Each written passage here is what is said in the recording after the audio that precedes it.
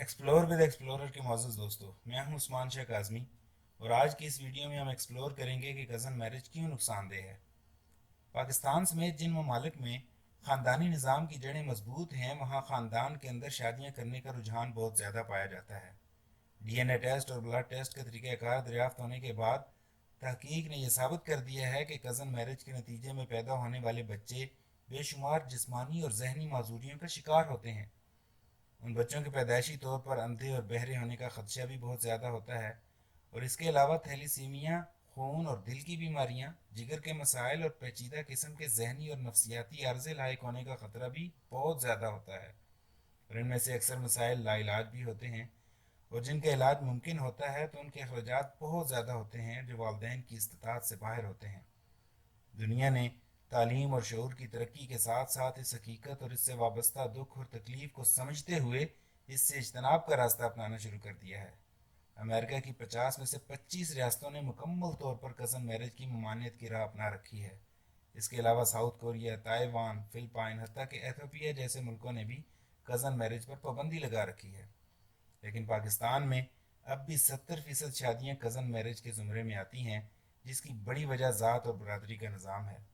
लेकिन अफसोस की बात तो यह है कि लातदाद बच्चे इन फरसूदा रवायात की भीड़ चढ़कर अपनी तमाम उम्र तकलीफ़ और महरूमी में गुजारने पर मजबूर हो जाते हैं।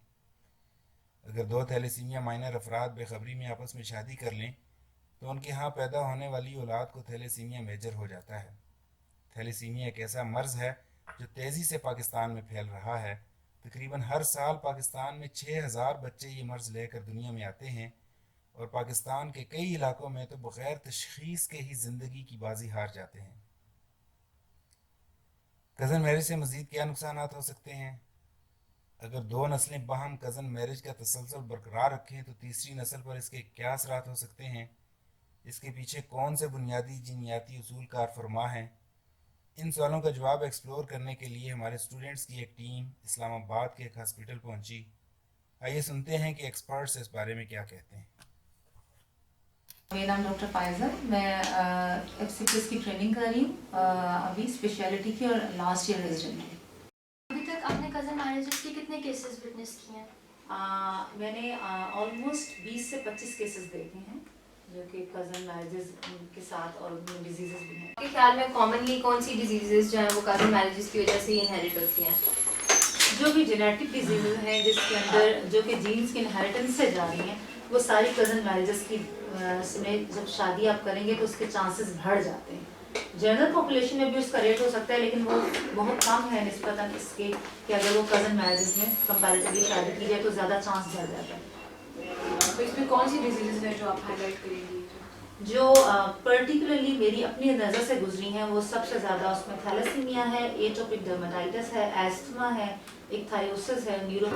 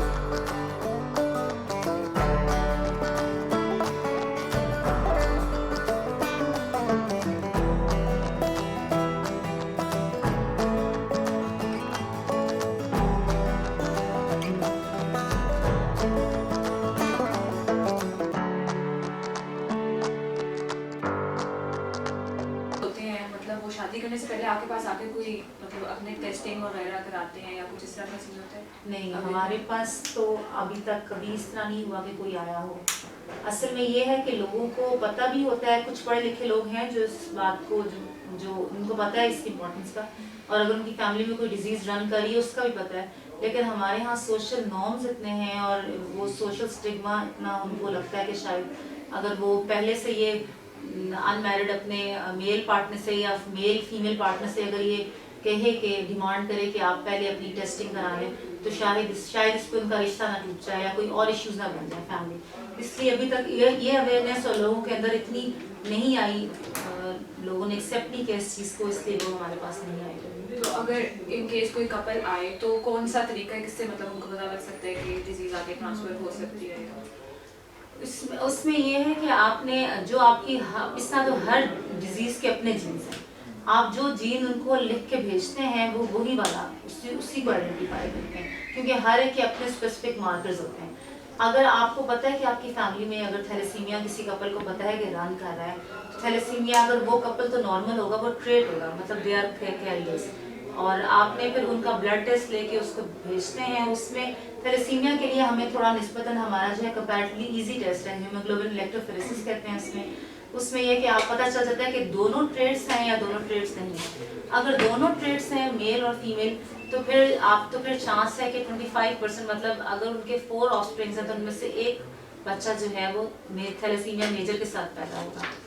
تو اس میں یہ کہ ہم ان کو بتاتے ہیں کہ آپ نے جینیٹک پہلے آپ کو ٹریٹس کا پتہ ہے، تو جب آپ کنسیو کریں تو آپ نے پہلے سے اپنی ڈائگنوسس کے لیے پری نیٹل ڈائگنوسس کہتے ہیں اس کو، پہلے سے اپنا جینیٹک انالیسس کرانا ہے. اور وہ آپ نے کہا تھا کہ پاکستان جو ہے وہ اینڈیمک ہے تھیلیسیمیا کے لیے، تو اس کا ایک کاز یہ بھی ہو سکتا ہے کہ کزن میرجز پاکستان میں بہت زیادہ ہوتی ہیں اور اویئرنیس بھی اتنی نہیں ہے.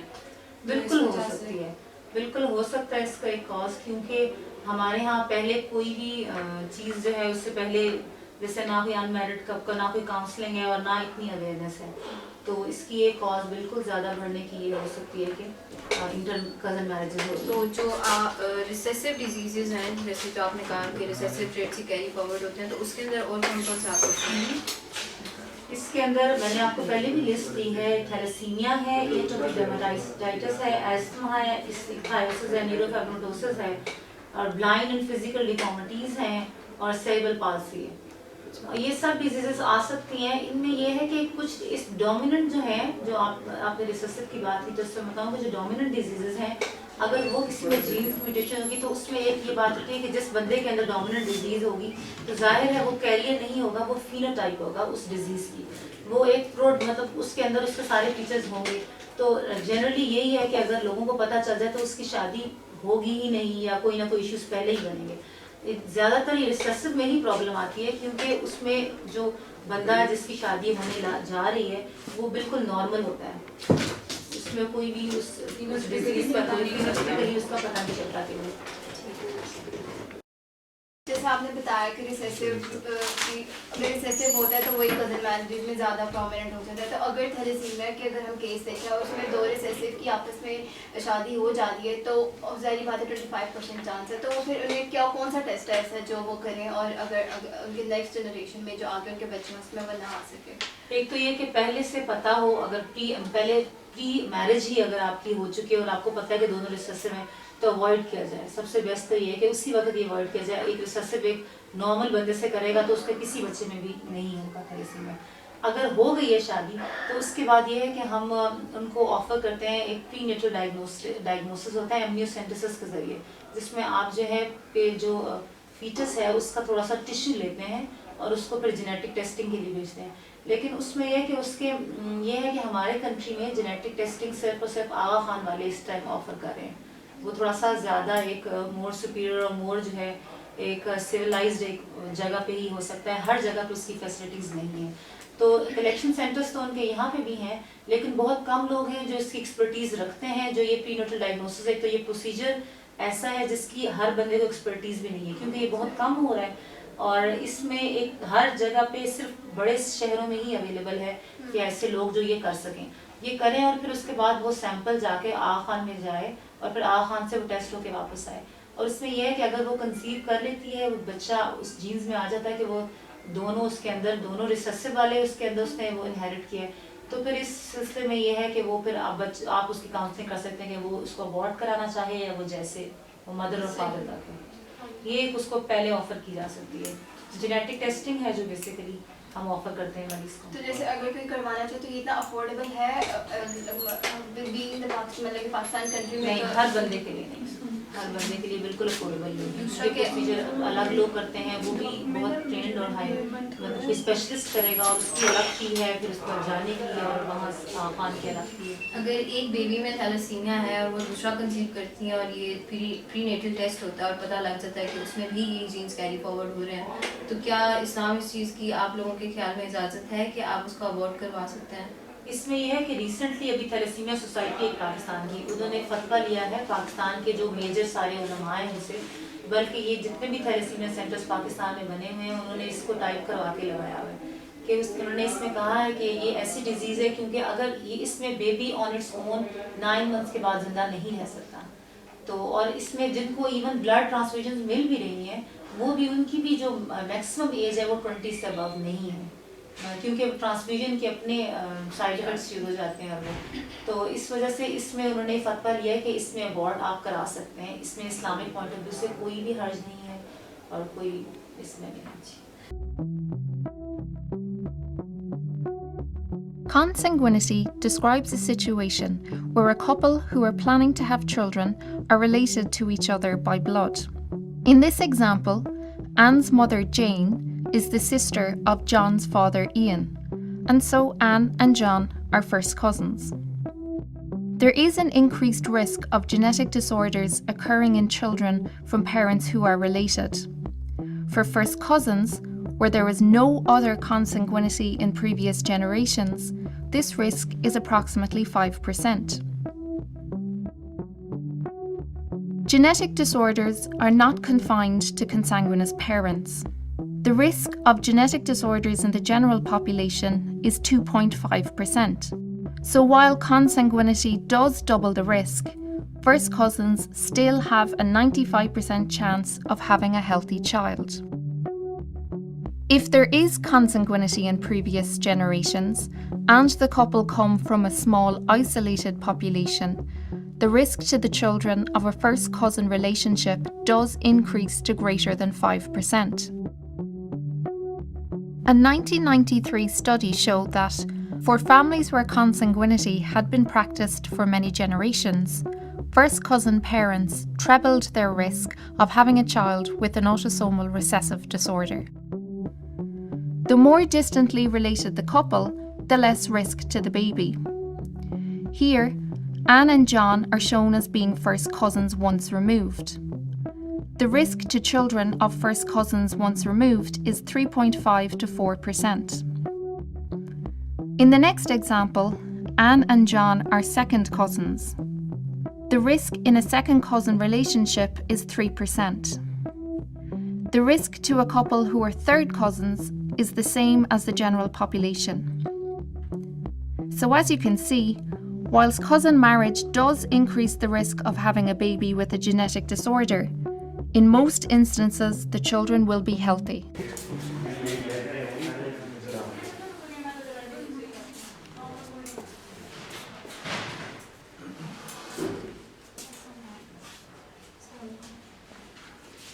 I am Dr. Tanveer. I am dealing with the genetic diseases. On this daily basis, I deal a lot of couple which come to me and inquire about the genetic diseases. تو جو میرے پاس مین بلک آ رہا ہے patients کا جو میرے پاس counselling کے لیے آتے ہیں ان میں کپلز آتے ہیں اور ان کا جو مین کنسرن ہوتا ہے وہ اس بارے میں جاننا چاہتے ہیں کہ وہ ود ان فیملی اگر شادی کرنا چاہ رہے ہیں تو اس کا ان کے ہونے والے بچے پہ کیا افیکٹ ہو سکتا ہے کزن میرج کا.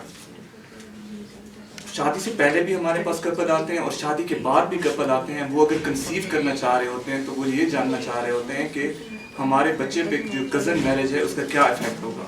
تو میں آپ کو بریفلی اس چیز کے بارے میں بتاتا ہوں کہ کزن میرج کس طرح ڈیزیز میں وہ ہو سکتی ہے, کزن میرج کس طرح ڈیزیز میں لیڈ کر سکتی ہے. تو آپ یہ دیکھیں کہ کچھ ڈیزیز ہوتی ہیں جینیٹکس ڈیزیز, जेनेटिक डिजीज का मतलब यह है कि वो जीन्स में रन होती हैं. आप मुझे देखेंगे तो फिर ज़्यादा अच्छा होगा. ठीक है ना, वही आई टू आई कंटेक्ट होता है ना.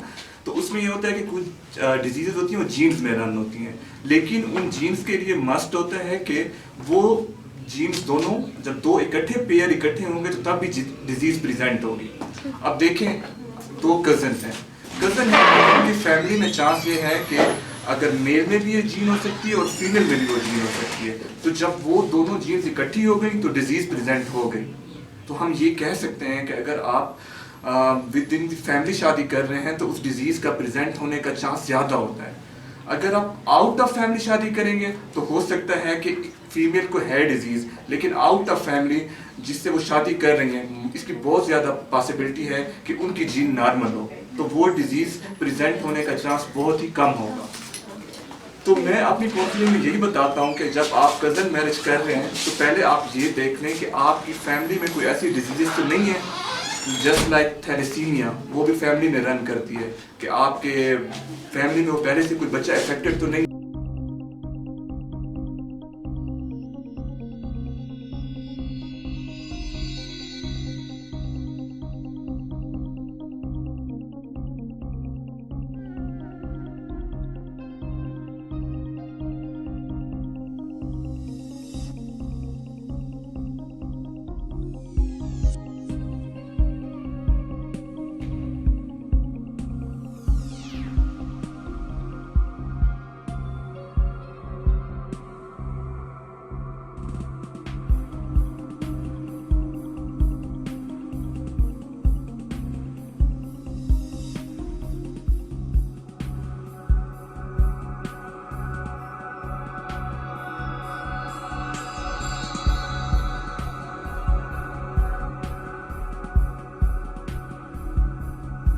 क्या नाम है? मोहम्मद हसनैन. इसको क्या मसला है? उसको लुमिया +1. अच्छा, तो मतलब हाइपोप्लास्टिक हार्ट है. जी तो आपने बताया था कि इसकी आई साइट पे भी मतलब जी है, तो वो नज़र पे भी थी. बाय बर्थ थी या अब जाके हुई है खराब? अब जाके हुई. आपका और आपके अब हस्बैंड का 2-3 रिलेशन महीने. कजन्स हैं आप लोग? जी कज़न, फर्स्ट कजन है, सेकंड कजन? First cousin. तो आपके बाकी बच्चों में भी ये है या खाली जी इसी में? नहीं, इसी को बस. कितने अरसे से इसका इलाज हो रहा है? तकरीबन 1.5-2 साल. 1.5. और ये हम इसके लिए एक छोटा सा गिफ्ट लाए हैं. डॉक्टर सायरा फ़ारूक मेरा नाम है. ऑलमोस्ट 10 इयर्स हो गए मुझे मेडिसिन में प्रैक्टिस करते हुए, और मंथली हम कोई 2 to 3 केसेस ऐसे जेनेटिक डिसऑर्डर्स के देखते हैं, और जिनका कोई ट्रीटमेंट तो है नहीं, अगर है भी तो बहुत एक्सपेंसिव, और आउटकम्स भी जो है तो कोई सक्सेसफुल नहीं है. तो हम उनके पेरेंट्स को या उनके फैमिली मेम्बर्स को यही एडवाइस करते हैं कि वो कज़न मैरिजेस को ज़्यादा से ज़्यादा जो है डिस्करेज करें, क्योंकि prevention is better than cure. तो नाज़रीन इकराम, आपने देखा कि कज़न मैरिज कितना संगीन मसला है.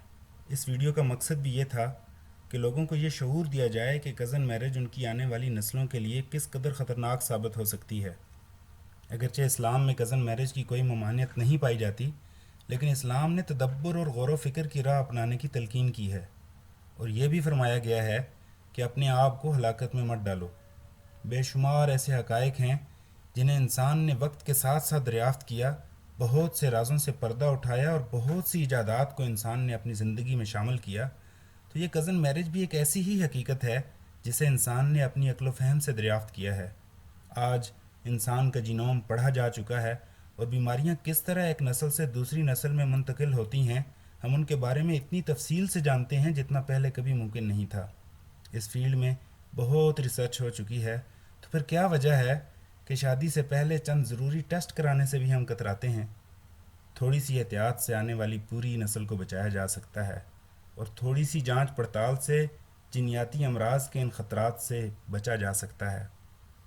इजाज़त दीजिए. अल्लाह हाफ़िज़.